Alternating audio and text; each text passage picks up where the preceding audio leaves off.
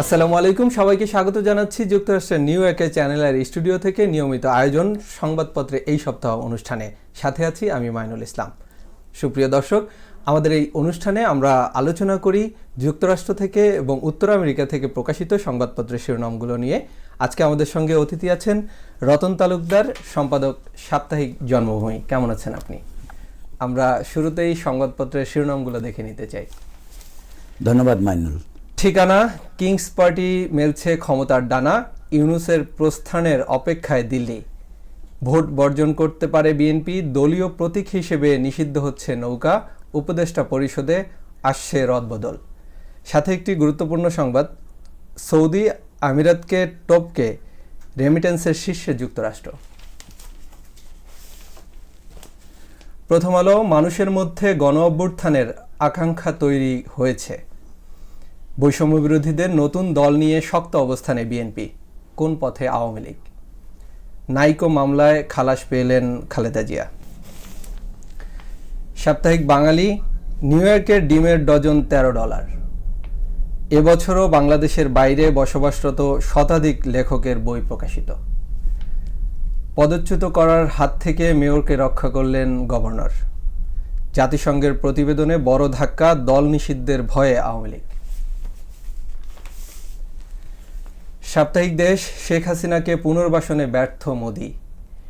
Adams প্রশাসনের 4 deputy মেয়রের পদত্যাগ, অ্যাডামসের ভবিষ্যৎ কি রিপাবলিকান দলে?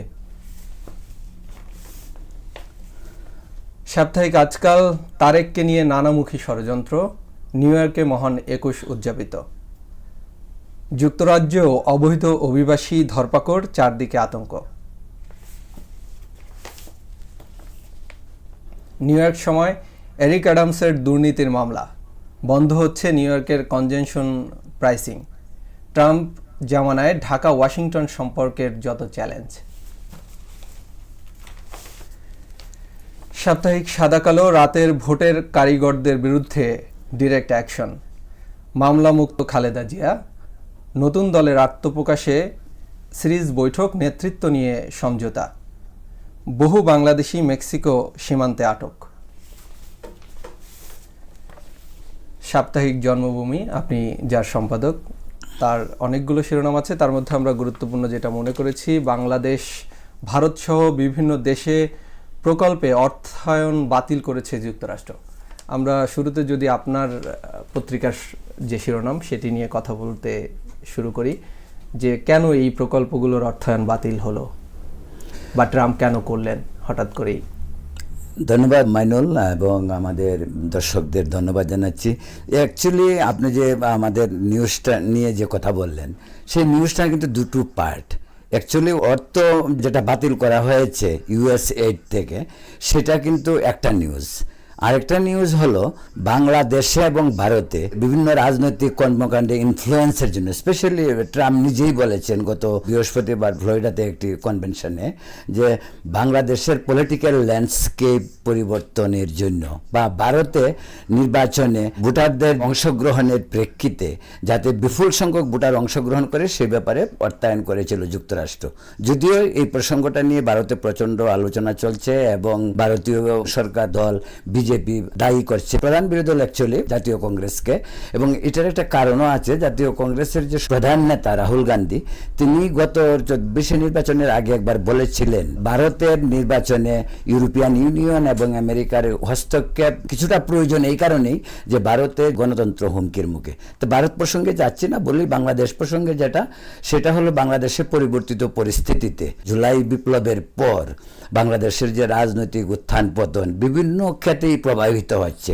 খুব মুশকিল হচ্ছে সরকার আসলে কোন দিকে যাচ্ছে। আমাদের নদী প্রবাহ যেমন একবার নদীর একুল ভাঙ্গে ওকুল গড়ে, আমাদের সরকারের অবস্থাটা কিন্তু অনেকটা এখন এইরকমই। শুরুটা যেমন হয়েছিল, সূর্যোদয় ছিল অত্যন্ত সুন্দর সূর্যোদয়, সকলে হাস্যোজ্জ্বলভাবে সেটাকে অ্যাকসেপ্ট করেছিল, কিন্তু এখন কেন জানি সেটার উপর একটু বাটা পড়ছে। কিন্তু আমি ওই পর্যায়ে যাচ্ছি না, কিন্তু হাসিনা সরকারের এই যে সীমাহীন দুর্নীতি, মানুষকে কথা না বলার সুযোগ দেওয়া, সাংবাদিকদের উপর অত্যাচার।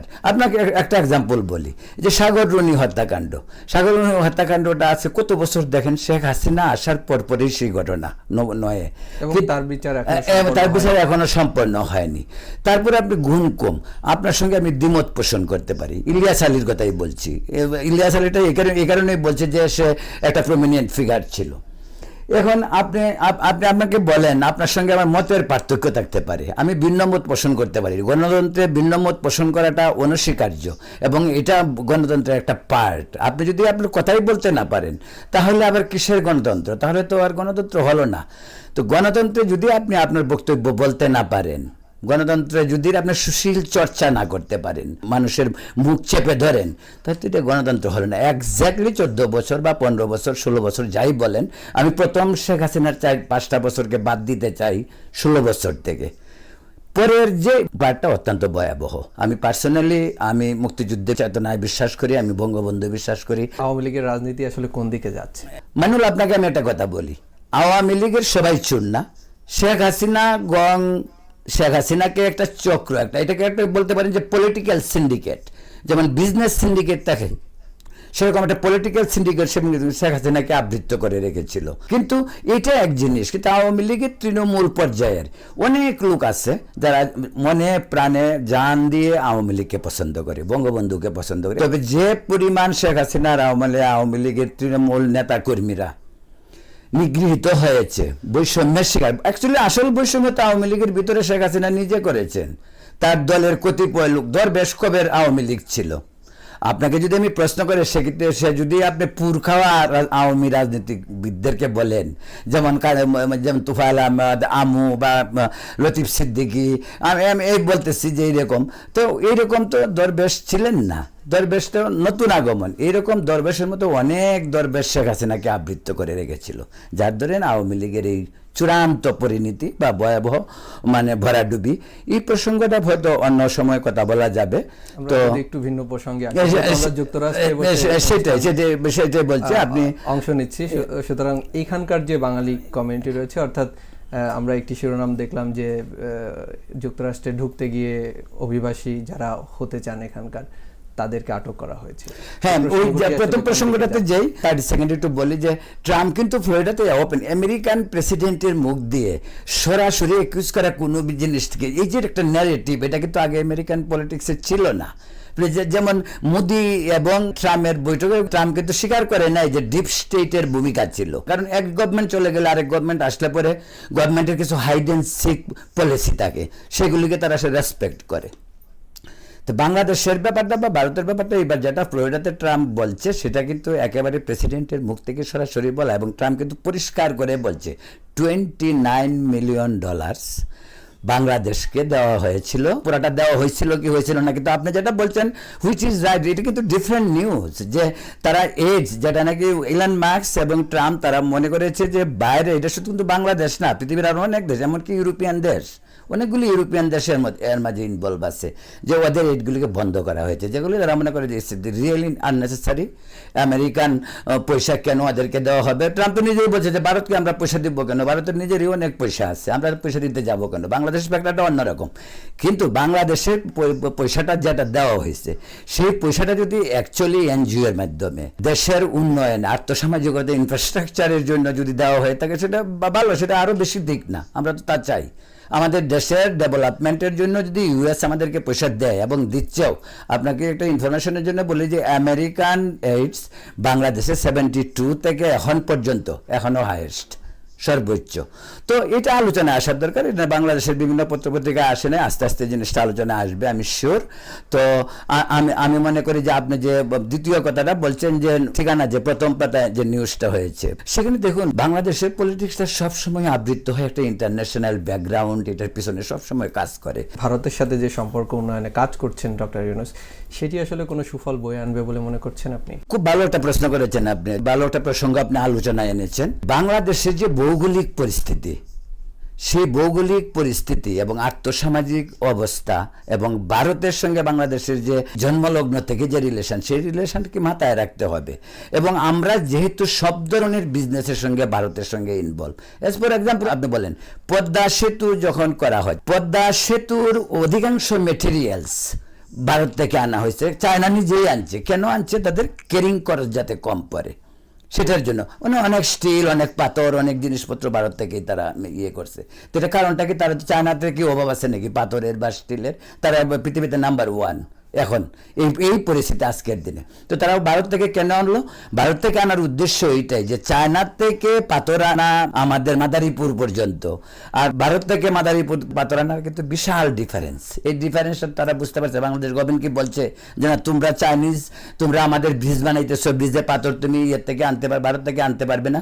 তা আমি এই প্রসঙ্গটা এই জন্য তুললাম যে এটা আপনার ব্যক্তিগত জিনিসগুলিকে রাজনীতিতে অ্যাপ্লাই করলে বলে সেটা ব্যক্তির হয়তো লাভ হইতে পারে, কিন্তু সামগ্রিকভাবে দেশের ক্ষতি হয়, জাতীয় অর্থনীতির ক্ষতি হয়। যে আপনি বলছেন যে ইউনূস সরকারের কথা, আপনি একটা জিনিস লক্ষ্য করবেন, গত 1 সপ্তাহ যাবৎ জয়শঙ্করের সঙ্গে মিটিং করার পরে আমাদের পররাষ্ট্র সচিবের এবং ডক্টর ইউনূসেরও বিভিন্ন বক্তব্য কিন্তু কিছুটা ভারতের দিকে নমনীয় অবস্থান। কারণ তারা এই জিনিসটা বুঝতে পারছে যে ভারতের সঙ্গে সম্পর্ককে নষ্ট করে, পুরোপুরিভাবে নষ্ট তো প্রশ্ন হইল না, ইভেন দো আপনি যদি 20% নষ্ট করতে চান, এটা বাংলাদেশের অর্থনীতিকে হার্ট করবে। সত্য যে এই যে অন্তর্বর্তী সরকার, তারা তো চাচ্ছেন যে শেখ হাসিনাকে ফিরিয়ে আনার ব্যাপারে তারা কিন্তু ভারতের কাছে তাদের যে সরকারি চিঠি রয়েছে সেই আমন্ত্রণটি জানিয়েছেন। অর্থাৎ তারা চেয়েছেন যে শেখ হাসিনাকে যেন ফিরিয়ে দেওয়া হয় বাংলাদেশে। আরেকটা কথা আপনাকে এখানে এই প্রসঙ্গে বলি, এটা বলবো পরে আপনাকে। আমি আরেকটা জিনিস মনে করি যে ভারতের পলিসি বাংলাদেশের জন্য গত 15 বছরের পলিসি ছিল অত্যন্ত ভয়াবহ। আমি মনে করবো ভারত ডিপ্লোম্যাটিক্যালি বাংলাদেশকে যেভাবে ডিল করা উচিত ছিল সেভাবে ডিল করে নাই। কোনো একটা দেশের কোনো নেত্রীর সঙ্গে আরেকটা দেশের রিলেশন হয় না, রিলেশনটা people to people, country to country. সেখানে মোদি টু হাসিনা এটা হইতে পারে না। যে ভুলের মাসুল সরকার তো সেটাই বলেছিলেন যে গভর্নমেন্ট টু গভর্নমেন্ট। ভারতের যে ভুলটা হয়েছে সেই ভুলটার মাসুল কিন্তু ভারত 5 তারিখে দিয়েছে আগস্টের, আমি মনে করি। এবং এটা করা উচিত হয় না। ভারতের উচিত আমাদের সঙ্গে দাদাগিরি তো দূরের কথা, আমাদের সঙ্গে দাদাগিরি করবে কেন? বাংলাদেশ কি ভারতের সঙ্গে যুদ্ধ করতে বলছে কখনো? বা বাংলাদেশ এবং কন্টিনিউ আমাদেরকে যদি প্রেসারে রাখা হয় যে একটা বড় ভাই সুলভ আচরণ আমাদের প্রতি করা হবে আর আমরা সবকিছু মেনে নিব, এটা হইতে পারে না। এবং এটা কোনো বৃহৎ শক্তি এটা করতে পারে না। বৃহৎ শক্তি তার স্বার্থ দেখবে। আজকের পৃথিবীতে ধরেন আমেরিকা, রাশিয়া, চীন, ভারত, 4টে শক্তি তো সবচেয়ে বড় শক্তি। তারাই তো পৃথিবীকে নিয়ন্ত্রণ করতেছে বা ভবিষ্যতে হয়তো আগামী 100 বছর তারাই করবে। কিন্তু এর তো এটা না যারা ছোট তাদেরকে নিষ্পেষিত করবে। ভারত যদি মনে করে যে বাংলাদেশ আমার পকেটে, ওইটা হইতে পারে না। বাংলাদেশ একটা স্বাধীন দেশ, হইতে পারে আপনার অবদান ছিল আমার স্বাধীনতায়। তার অর্থ এটা না যে আপনার অবদান ছিল আর আপনার দাদাগিরি চলবে আর আমি নীরবে সবকিছু মেনে নিব। ভারতের বড় দেশ হিসেবে তাদেরও তো আসলে ভূমিকা থাকা উচিত যে পার্শ্ববর্তী যে দেশ তার সাথে তার সুসম্পর্ক থাকবে। সেটাই, এমনটা কিন্তু তাদেরও প্রত্যাশা হয়। Of course sir. এবং আপনি দেখেন যে ভারতের, আমি এই জন্য বলি যে ভারতের international diplomacy is excellent. Jaishankar is a very good diplomat. কিন্তু আপনি এট দ্য সেম টাইম দেখেন ভারতের যে আমাদের সার্কভুক্ত দেশগুলো, পাকিস্তানের কথা আমি এখানে আনি নাই, তারা চিরশত্রু, তারা জন্মলগ্ন থেকে যুদ্ধ করতেছে, জন্মলগ্ন থেকে তারা একে অপরকে দেখতে পারে না। কিন্তু বাকি আমরা আফগানিস্তান সহ, আফগানিস্তানের সঙ্গে ভারতের চমৎকার সম্পর্ক ছিল, নেপালের সঙ্গে চমৎকার সম্পর্ক, ভুটান, নেপাল, এরপরে আপনার আসেন মায়ানমার, আসেন আপনি শ্রীলঙ্কা, মালদ্বীপ, এরপরে তো বাংলাদেশ।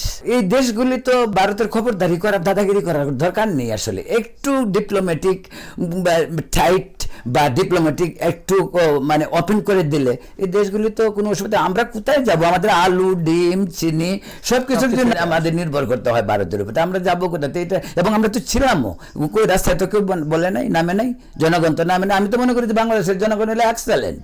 বাংলাদেশের জনগণ কখনোই রাস্তায় নামে বলে নাই যে ভারতের আলু খাবো না, ভারতের চিনি খাবো না। ভারতের জনগণ, বাংলাদেশের জনগণকে তো আমি স্যালুট করি দেশপ্রেমের জন্য, যে সরকার যে ডিসিশন নেয় সেই ডিসিশনের প্রতি জনগণ আস্থাশীল। এবং পাশাপাশি আমি এটাও মনে করি, আমি তো ভারতের কথা কোন বললাম, আমি এটাও মনে করি, আমি যেটাই বললাম যে আগে জিওগ্রাফিক্যাল সিচুয়েশন যদি আপনি বিবেচনায় আনেন, তাহলে ভারত বাংলাদেশ সম্পর্কটা কি হইতে পারে এটা আমাদের পুনর্বিবেচনা করা যেহেতু উচিত। বাংলাদেশের রাজনীতিতে আছি, আমরা That's বলতে চাই যে এখন যে অবস্থা বাংলাদেশে, তাতে বিএনপি ক্ষমতায় আসতে চায়। একদিকে খালেদা জিয়ার সবগুলো মামলা থেকে প্রায় মুক্ত করা হয়েছে। খালেদা জিয়াকে আপনি 2 কোটি টাকার জন্য আপনি জেলে পুরে রাখবেন, এইগুলি রাজনৈতিক প্রতিহিংসা। তো হোয়াই নট, বিএনপিকে একটু খুশি করা দরকার যে বাবরকে ছেড়ে দিচ্ছে, অন্যদেরকে ছেড়ে দিচ্ছে, খালেদা জিয়ার মামলা এসে করছে।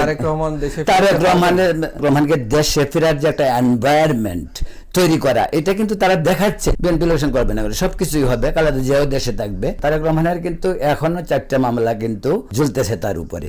তো একটু যুক্তরাষ্ট্রে ফিরে আসি। বলেন, যে যুক্তরাষ্ট্রে যারা অভিবাসী হিসেবে আছেন, যারা প্রবাসী রয়েছেন, আমরা দেখছি যে সাম্প্রতিক সময়ে যে ধরপাকড় চলছে, পাশাপাশি আমরা নতুন শিরোনাম পেলাম যে মেক্সিকো সীমান্তে যারা আসার চেষ্টা করেছে, যুক্তরাষ্ট্রে প্রবেশ করতে চেয়েছেন, তাদেরকেও আটক করা হয়েছে। এটা খুব কোন দিকে যাচ্ছে আসলে প্রবাসী? এটা খুব ভয়াবহ একটা কথা আপনাকে বলি। আমি খুব সরেজমিনে মানে মেক্সিকোতে আসা একটা ছেলের সঙ্গে, খুব কম বয়সী একটা ছেলে, তার সঙ্গে আমি অনেকক্ষণ কথা বলছি। এটা টাইপ অফ ইন্টারভিউ, আমি এটাকে নিয়ে একটা ভালো স্টোরি করতে পারি। ওই ছেলেটা আমাকে আমি খুব প্যাথেটিক্স একটা ঘটনাকে প্রথম বলে কথাটা বলতে চাচ্ছি।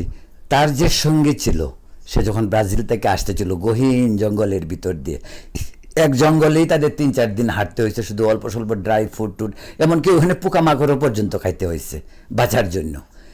তার সঙ্গী মারা গেল এবং সঙ্গীটাকে সে ওইখানে মৃতদেহটাকে ওইখানে রেখে, চিন্তা করুন কতটুকু পেইনফুল, মৃতদেহ ওইখানে রেখেই তাকে আবার প্রসিড হইতে হয়েছে। সে মনে করছে I have to go, say proceed হয়ে সে যাই হোক সে আসলো। এটা কিন্তু নতুন আজকে যে আসছে তা না। আপনি ক্যালিফোর্নিয়ার জেলে যান, প্রচুর বাংলাদেশি, প্রচুর ভারতীয়, 3 ক্যাপে ভারতীয়দেরকে পাঠাইছে। তো বাংলাদেশেও প্রচুর আছে, পরবর্তীতে পাঠাবে। তো এখন যারা নতুন ছিল, আর মেক্সিকো এখানে আরেকটা সুযোগ পাইছে, সেটা হলো যে ট্রাম্প যেহেতু কিপ পুশিং, কারণ তারাও তো নেইবার, তাদেরও তো সমঝোতার মধ্যে চলতে হবে। তো এখন এগুলিকে মেক্সিকান অথরিটি কি করতেছে, আবার এদেরকে পুশ করতেছে, ওরা এদিকে আসতেছে, ওরা ধরতেছে। তো এখন যারা ধরা খাচ্ছে, আমার ধারণা আই গেস ওদেরকে সঙ্গে সঙ্গে পাঠানো হবে, বা এখনো যারা ডিটেনশন সেন্টারে বন্দি আছে তাদের পাঠানো হবে। এটা খুবই দুঃখজনক।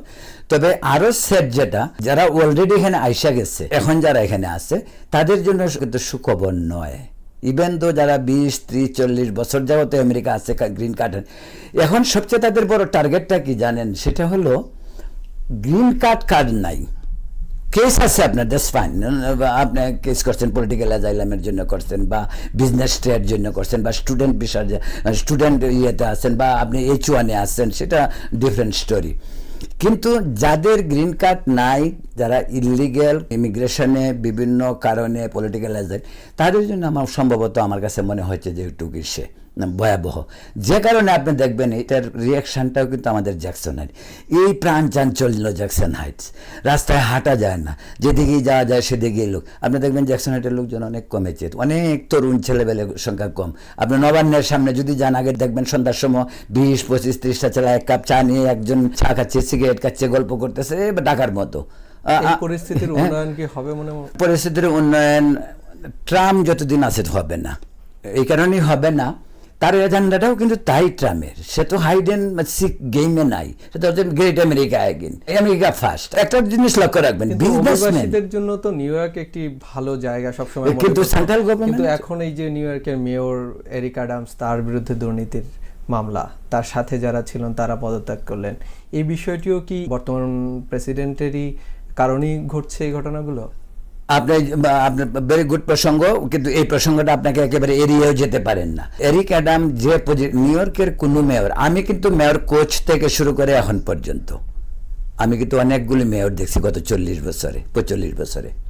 তো ওয়ার্স্ট মেয়র এরিক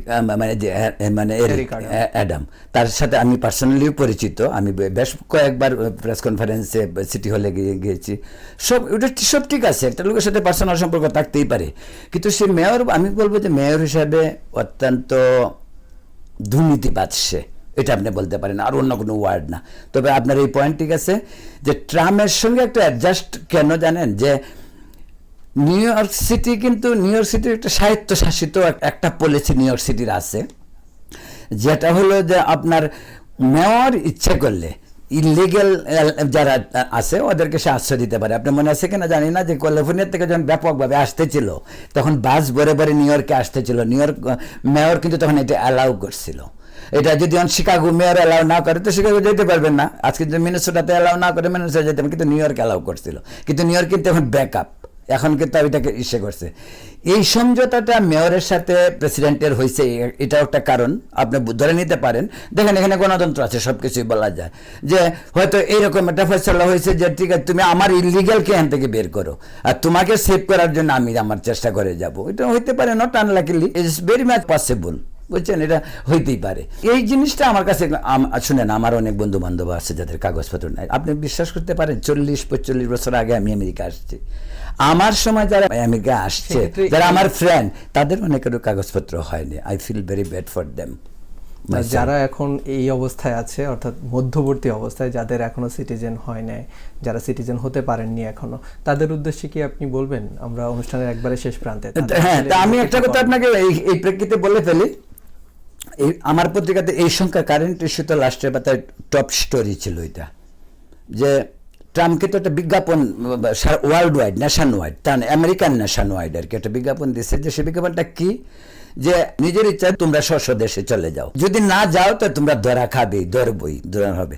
তা আমি এই প্রেক্ষিতে কিছু কিছু নির্ভর করে যাদের অ্যাবিলিটি আছে, আমি মনে করি যাদের অ্যাবিলিটি আছে তাদের দেশে চলে যাওয়া উচিত। এই অপমান, এই লাঞ্ছনা বঞ্চনার চেয়ে বরং চলে যাওয়া উচিত। হ্যাঁ, ও করছেন, এই সোনার সংসার ফেলে কে যেতে চায়, কিন্তু আমি এরপরেও আমি বলবো যে it's going to be very hard. আপনার এই তথ্য নিশ্চয়ই আমাদের যারা প্রবাসী রয়েছেন তাদের উপকারে আসবে।